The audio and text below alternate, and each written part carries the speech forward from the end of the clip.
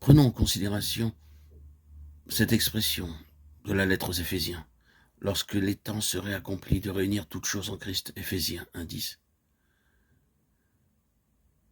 Il est d'une importance suprême que nous reconnaissions qu'il y a pour Dieu un facteur de base qui régit tout et qui est une question suprême pour notre connaissance. C'est le caractère inclusif et exclusif de son Fils Jésus-Christ.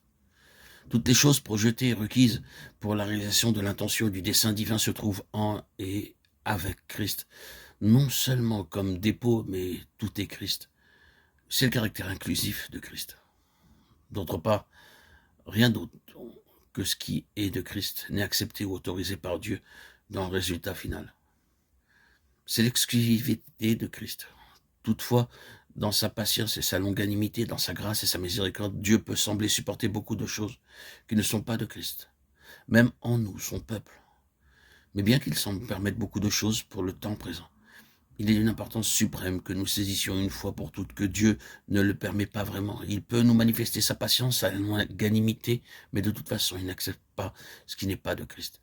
Il a initialement dit que pour lui, cette chose est morte, et il œuvre pour amener progressivement la mort dans ce domaine.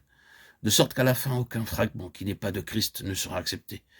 Christ exclut tout ce qui n'est pas de lui. C'est le règlement de Dieu de la question. En raison de ce que nous venons juste de dire, il est de la plus haute importance pour une vraie efficacité que nous réalisions que l'Église est destinée à être ce que Christ était et est en tant qu'homme céleste. Uniquement ce qui est de Christ. L'homme céleste est éternellement efficace. Par conséquent, plus il y a de Christ, plus il y a du point de vue de Dieu de l'efficacité.